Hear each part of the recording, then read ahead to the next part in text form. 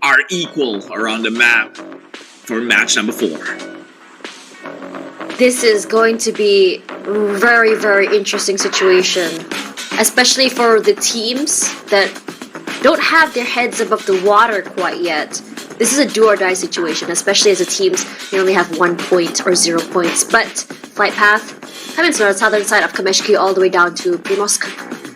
This is, I would say, a very alright situation in terms of a flight path, but those going towards Zarki, Georgopol might have to walk a little bit. Now, if I were to remember this season for PUBG Mobile, there has been a lot of SMB circles coming from the end of last year all the way till now. Not sure why the odds are a little bit more higher, but it does yield the most interesting results when it comes to team fights as well as rotations.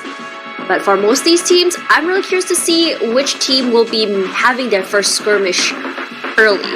Especially as we know toward Georgopol is where a lot of the vehicles are. We do know that previously the Malaysian teams, rather Geek Slate, love going toward the northern side of Georgopol. Haven't seen that change quite yet. Wonder if that's going to be still a thing, and I think it might be. Well, they are. Well, if they have, then they might have been right on the money here at Circle.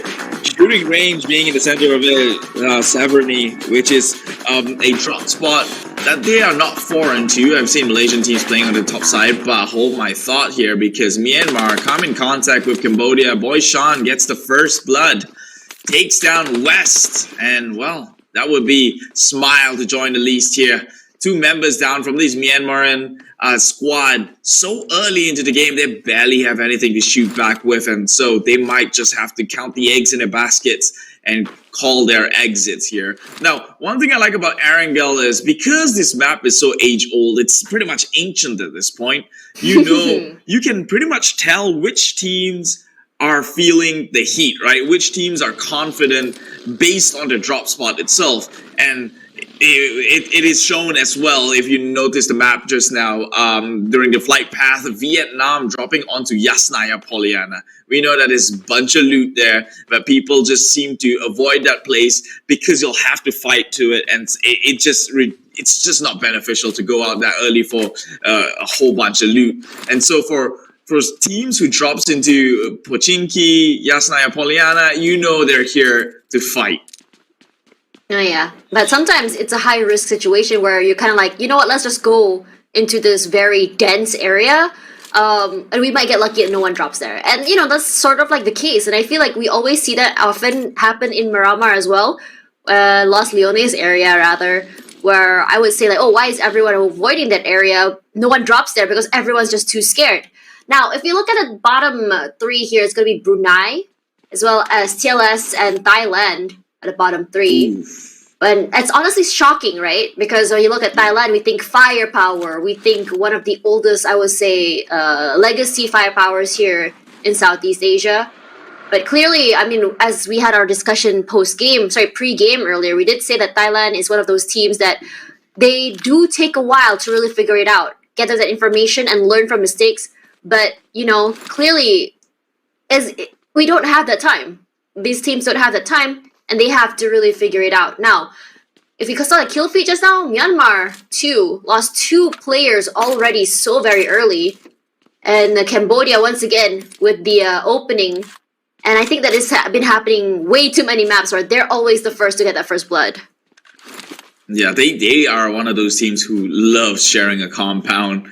I don't know. They have got a nick in them to get in under your skin, which isn't a bad thing. I kind of think that the purest form of this game format is to actually contest for compounds and not have gentleman agreements beforehand. Although the Malaysian regions might think that that's a more fun way to play it, but I'm here to see the ultimate victor, and that to get the ultimate victor, you got to put them through the test, and that means from day number 1, from the minute 0, they have to contest for their own spots. And there's no gentleman agreement at all. But going back to Thailand right now, I'm quite worried, to be honest, because although you could say, hey, it's just one good game to secure themselves into the top 16.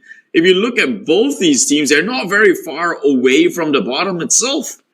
Thailand 2, Thailand 1, heck, both these teams could actually be eliminated today itself if the bottom team somewhat pull a spectacular good game. All they need is one good game from Timor Leste and Brunei to immediately send Thailand home packing. I would say it's very, very competitive over down at the bottom there. Look how close the points are between 14 and 19 are 7, 6, 5, 6, and 3 and 2. But even then, number 11, 12, and even 13 are very, very close. It's just like just like one chicken dinner can completely change number 10 all the way till number 19. For those already in the, I would say, top 4, top 5, hell, even top 6, they can be a little bit more safe, I believe. Mm-hmm. But as we have another 3 more maps to go, and this being an OG map, it's really hard to predict the outcome. I mean, yes, we've seen really good performances by Malaysian team, by the Cambodian teams, by the Thai teams on this map, but in this situation where you're not playing under an organization, you're playing under the flag, you might not have a lot of time to have really found that chemistry with your teammates. And I'm wondering if that's the case here for the teams over in the bottom side of the ladder. How long have they been able to play with each other? Because as far as I'm concerned, not only the last tournament that the organizations did play was the PMSL, and they weren't playing together, and that wasn't really long ago. That could be a factor that might hinder performance. But on the flip side, it's also when you look at who currently are at the bottom 3 position, you could make the argument that the teams that are at the bottom also might not have experience playing against other teams, because you're looking at Brunei, you're looking at Timor Leste, who only just recently got into the competitive scene.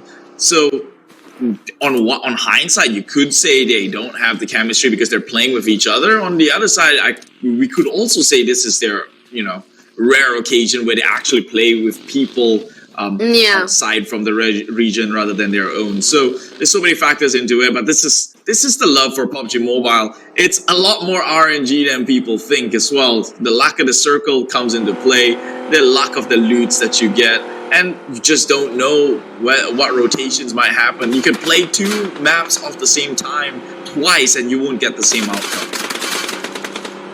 Yeah, now that you mentioned that, there might be a whole different situation there for these teams. I mean, we talk about, in terms of these teams, I think one of the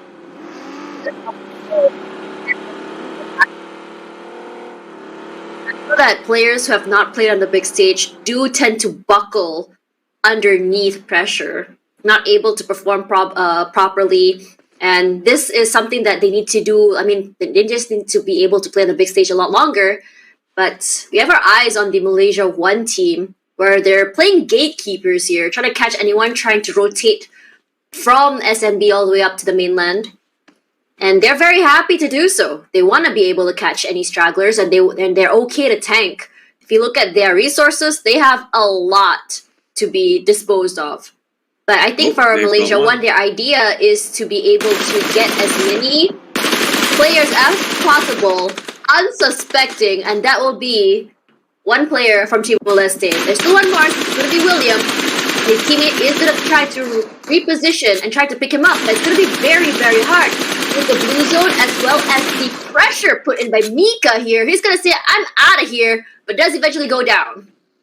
Now, this is the very definition of kicking them while they're down. They're already in 18th place, and immediately Malaysia just wants to get additional pointers onto their way to secure themselves within the top 16 position. They will make sure that Timor Leste's team number 1 will not move on any further. Only have 1 player to play around with right now. Brunei might suffer the same fate though, because they are right smack dab about to go head to head with Vietnam, arguably the strongest today in the battlefield. So this, unless they can pull off a miracle, I don't see how this might end up with a happy ending. This is surprising to me because most teams in the Pro League do tend to avoid the water town, but not Brazil. Sorry, not Brazil, not Brunei. Sorry, my brain is in another area of the world. But for Indonesia, this might be the situation where sharks are going to come here and get easy pickings. In Indonesia, they are a team full of firepower. They're not afraid to push. They're not afraid to go aggressive. And playing near the water can be one problem. If you're inside of the water, yes, you can shoot. You can still walk if you're not in the swimming area. But your movement will be slowed. It's going to be so hard to avoid those bullets. It's going to be so hard to rotate out of the area. And for Indonesia, I think that this is exactly what they wanted. Getting these players, or rather their victims, stuck in a situation where they can't get out of. Indonesia's playing it smart. It's true what you say. Water town, nobody likes to go there. All right, moving slow, that creates so many obstacles. Your rotation into support a knocked member to maybe go in with the rescue, forget about it, right? Anyone goes down, it's either you get out of there or you die trying to fight. And so Indonesia, they recognize that there's a team within this compound. We will circumvent that. We will play on the outside and shoot on in. What can they do? They can't just easily shift position to kind of flank you at this rate. They are in a water town after all. And so they will pretty much be like vultures and prey upon thee and wait until this long drawn starvation game. Eventually someone has to give. Look at the circle just pulling upwards, and on top of that, with the river in the middle, it's going to make it even more complicated to really figure out where exactly the circle is going to go. Is it going to pull up north, or is it going to go south, or are we going to have our situations where we have a bridge circle or even a water circle? Because that is the worst outcome you can have. Regardless, for Indonesia, no movement quite yet. Still trying to figure out how exactly they want to approach coming forward or coming toward these Bruneian players. And newbies will be the first one down. Potato very quick on the engage. We hear shots coming through here as Potato will want to cook up that nade extra hot, coming up forward, drop it like a hot potato. Does it actually hit? Is the question. No, it doesn't. A nice position from Piasau is going to save the day. He's in the waters now. Rosemary trying to get it a little bit of soaked. But it's not going to do too much. Meanwhile, Shako, he's on the rooftop going up against Rosemary and Svavel. He's got to be careful. Svavel is one of the standout player coming out from Indonesia who can work his way across the gun here. It doesn't seem like they understand that they are surrounded. Your red face coming from the back end here. Secures that one kill. Surely, can they get a point? But the DBS missed it by that much. The drop shot, though. Brunei, you're actually turning this thing around already, getting two members upon that stunt. All members still alive for Brunei. They're just going to go in with the recovery, toss some nades immediately. Indonesia, they've looked worse than where right now. Potato right behind this compound. It's a peekaboo moment. Can they go in? He's got the shotgun, goes in for the blind, predicted move here, and catches him, clips him before his animation makes it through behind his zinc. What a shocking turn of events. Not sure if Indonesia was in an overheat, but they lost 3 members just like that. And immediately Redface goes down, 18th place to Indonesia right after TLS 1. And this was not the outcome I was expecting here, because we saw in terms of firepower, teamwork, Indonesia was on top. But Brunei, they were able to get that isolate, timing not really on the best situation possible, and he was able to take them out one by one. Very sneaky. Started off so good, ended up tragically for Indonesia 1. But let's move our eyes to Thailand here. Taiwan, rather. When you look at Schweppes and his teammates here holding down the compound, they aren't moving quite yet. What they're trying to do here is take this compound near the water. And because they're not sure where exactly they want to go, whether it's going to be made the top side, northern side of the area, or the southern side. But now for Brunei, they have another threat. It's going to be Vietnam 2. And you remember, Vietnam 2, consistency is key. First 2 maps, chicken dinner. Third map, still consistent with 8 points in terms of placement. Circle pulling toward the western side. And in the middle, full control of the middle side by Thailand 2. I kind of like the position of the Thai squads right now. You've got one of the teams right by the crossing point of this riverbank, and another one playing on the outsides. I think they have a little bit of a shed compound there they can play with. But Brunei, they've got a good start towards recovery. 4 points. Look at how the table shifted. Now down at the bottom, it is Thailand Thai team number 1 who might even risk eliminations here, so they have to make something work. Schweppes, a standout player, the guy who won the FMVP for CEC 2023. He's been known to make all these clutches time and time again, but this time round, during qualifiers, a little bit not enough. They have to pull themselves out of these waters. Thailand, they have got Philippines in sight, but Philippines has got the high ground, so I'm not too sure on how they look to engage this one. Warning shots has been shot towards their way, and actually Philippines, they're just driving downwards, trying to go in with a crash. They have to get the supports on the back end to make sure that Thailand can comfortably go out with a push, but they won't. Eventually, they have to play within compounds to be safe. Honestly, if Schweppes was unable to get that pick, it would have been 2 drops. But look at this, how Vietnam won aggression coming forward, just sprays out here Dizzy, just trying to dance away for his life. But that shot to the face takes him out. Immediately, Vietnam 1 pushing forward, unafraid at all. A nice reposition on the other side of the train will give a little bit of breathing space. His teammate for TLS2 was able to get that reset into the heels. The spray out, but he doesn't know where. There's still one more on the other side. What a bait and switch moment here for the team. Frankie is there to get him out of the way. Nice little nade just to get out. Some smokes as well for his teammate, just for a pickup. And they get 2 new vehicles to take away. As Umabu, all alone, what can he do? Brunei finally had to bow out. Gonna go down. Brunei had to bow out. Vietnam monsters ate them all clean in that engagement. They still barely breaking that threshold here. Meanwhile, we'll look back at the fight. That is a bit long drawn. I remember looking at the screen and finding Tony K getting shot by assassins who, much like an assassin, came in from the back end.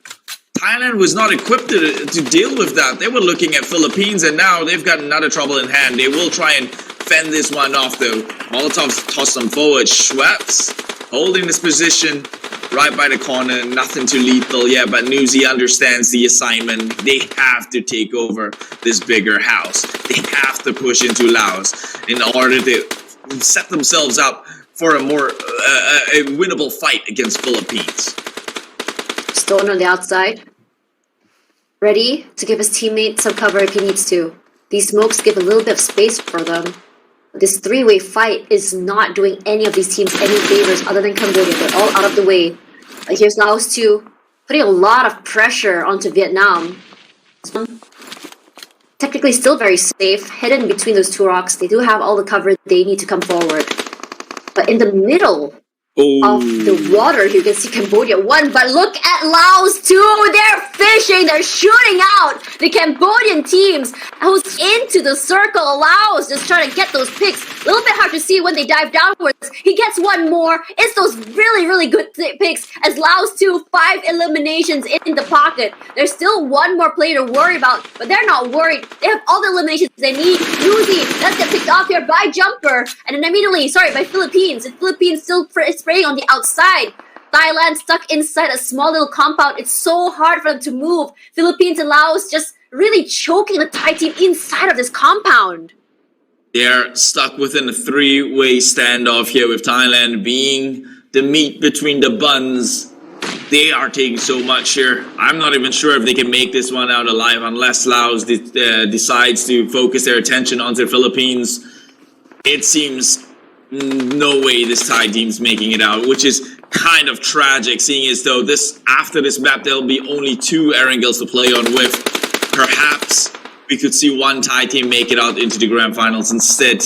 But right now, Assassins is doing tons of work. 5 eliminations already for this team, and they've got Philippines to look out for next. Myanmar will also clean up with only 1 elimination, and will bow out at 11th spot. Meanwhile, still there.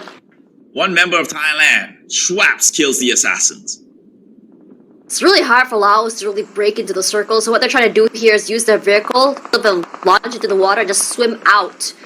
But given the fact that Cambodia 1 has the bridge control and also is very aware where he is, so what he's here is provide his teammates that vision under the water and him just fish them out whenever they can. Now, seeing the fact that most teams are gravitating toward the circle, what I'm guessing here is that most teams are sort of predicting the circle will be pushing toward this side. Now, Nang will be able to just really figure out where the other members of Laos 2 are, but have a look at Malaysia here. They're just pushing forward. They want to go toward the Cambodian team. They're very aware there's 2 players playing underneath of the bridge. What they're trying to do here is get them out of the way, giving them full access to the bridge. But it's not going to be easy, given the fact that so many eyes are in this area. On top of that, we also have a package coming through in the middle of the water too. You know what I don't really get? When Cambodia went What? swimming earlier on, they were full squad. They could actually try and make the attempt to push onto their routes, to go through the circle and force teams out, get some kill points in the process. It seems like swimming is almost like a desperate ploy or a last resort to go into, because you're just helpless and you sent your entire squad to be shot down by Laos, who just pretty much went fishing. They're just getting fished out of the water.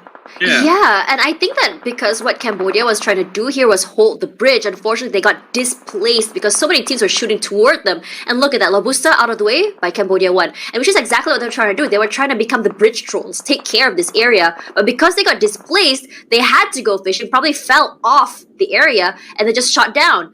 Now, for the rest of the Cambodian teams, coming out of the water right now would be a death sentence. Because as soon as they pop their head out in the open area, they will be shot. And this circle is not necessarily the best circle here. I feel like I may have jinxed this. Because look at where the circle is pulling toward the bridge. Now, with everyone inside of the water, the team who has the high ground, who has the area on top, will be the one winning. And that's Philippines right now, who is just literally fishing in terms of their points already for their pocket. For Malaysia as well, still, their eyes onto that Myanmar player, Zai, waiting inside, and Mika has not moved a single inch. It's almost like watching a cat prowl for his food, and Rokello is in trouble. Barod, as well as his vehicle does explode underwater. Schwebzi, despite the blue zone, is still able to still hide and stay very much alive, as Malaysia will be playing the fishing game from the outside.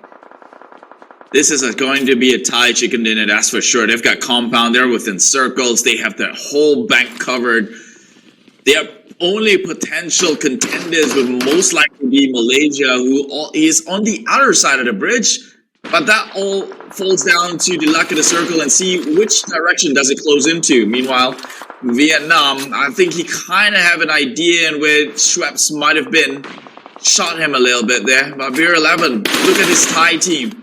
Just sticking the guns of the barrels outside the window, turning that into an impenetrable fortress. Still within the circle itself, and Schweppes will have to bow out at 7th place. Not the best coming out from that team, but perhaps their brothers can carry on. Right now, 2 kills already, 10 points for Thailand number 2. 20 is just healing under that water, just staying out of sight. Jumper does go down from his teammate, rather. Snipes in the water right now. Yeah, a bit awkward, but it's okay. Snipes is in the water, trying to provide some information to his teammates. Beer, the opening, finds a player from Vietnamese team 2. The best situation that they can have, honestly, taking the Vietnamese team 2 out so early, stops them from getting any more points, halts them into getting the top spot. Regardless, Yu Hai, in trouble, goes down. Flax OP, brother team from Malaysia does find him in the end. Mika from the other side tries to go for that revive for his teammate. There is still one Malaysian team member playing inside the water, Snipes.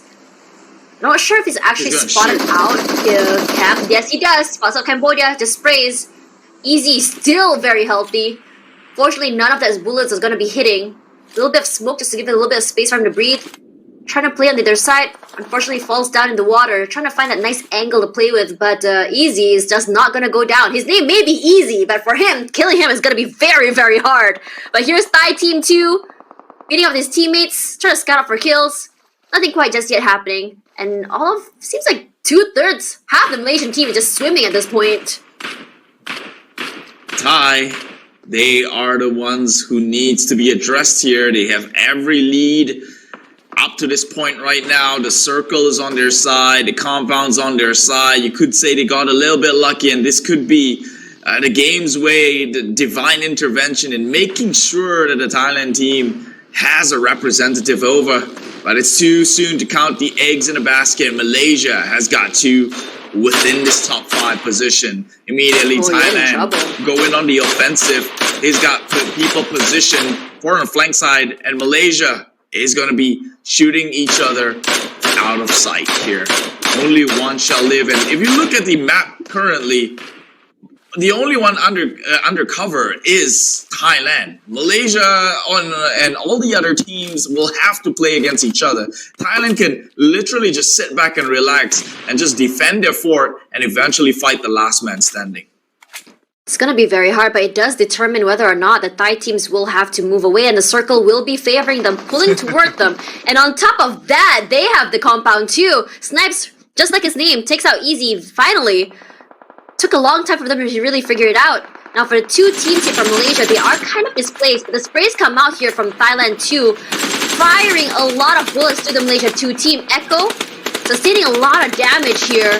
Yen does get knocked down, has to move away. They still have flags for the pickup here, but God Tuni is not going to be moving away. Mika will be pushing out forward. The aggressive pressure coming toward them, and Mika says, it doesn't matter whether or not you're Malaysian or even Thai, I will spray you down. Flags goes down to Beer, but Tuni will be the next one to be sprayed out here by Mika. Doesn't quite happen, and no one has been answering Mika at all. Echo on fire right now, literally barbecued, still barely staying alive inside of the smokes. Not sure if anyone is there to pick him up. Well, right now, it's Thais. It's the Thais to lose at this point, unless they could somewhat come in with a coordinated attack from all angles. There is just no way you're getting through this fortress right now. We're playing for second place. But Yu Haido, right under the doorstep for the Thai team. If he could just get one great entry, the rest of the team can come in. They're already in prime position to maybe attack them from the flank side, should their members not get stopped in tracks by members of Laos. It is 20 who is still playing the snake in the grass. Thorn in the bush, just shoot him down. He's been marked already, and look at the amount of nades coming out. Goes down to Snipes eventually. That's really good. For Dumb Good, this is the best thing ever, getting those extra supplies. For the Malaysia team, coming to the circle is going to be very, very difficult. Can Echo actually become the kingmaker is also another question itself. Echo staying very still and very quiet, no movement quite yet. But if you noticed earlier, Yuhai actually did mark him on the map. So they are aware that he's there, at least somewhere in the vicinity of that area. But the problem now is, if they were to take this 4-on-4 fight with Thailand, it's most likely they would lose as number one. And number two, if Malaysia 1 is not careful, Echo can come in from the backside and just backstab them for the number 2 slot. And this situation, even though 3 and 4 is only 1 point differential for Malaysia 1, they want to be able to get as many points and kills as they can. They want to really catch up to the top side. For Thailand, giving up this compound is going to be another question itself. They're not going to move. We are not giving you the space. But if the circle moves up to the top side, it might be a whole different story. The sprays come out. Beer, it's a lot of damage from that nade. Logan as well. He's on fire. Gonna get the reset. Got Teddy coming forward, not allowing the push to come inside. Mela as well, moving to a different compound. You can see the nades being cooked. No one cooks in just yet. Mika, the first one inside. The sprays does take one out. Got Tuni displaced. Another one by Mika takes him out. A nice little spray to come forward here. 8 eliminations already. They know where Mela is. They take him down. And Damn Good as well. And winner, chicken dinner. Gonna go to Malaysia 1.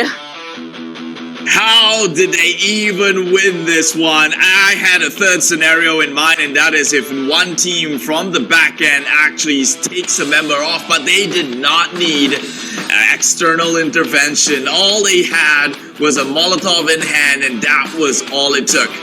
Opened that doorways for Micah to rush on in when Logan was going in for the hill, and like I said, Thailand, they overstepped their boundaries. They took a little bit more than they can handle, and they made that crucial mistake, allowing this team from Malaysia, Geek Slate, on a professional level to rush on in, claiming that first winner with a chicken dinner, denying that one from Thailand, but formidable stuff from Thailand.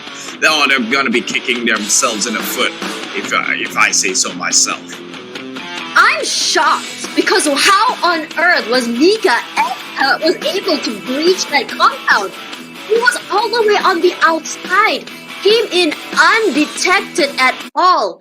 Just the reason why, with Mika already inside of that compound, was completely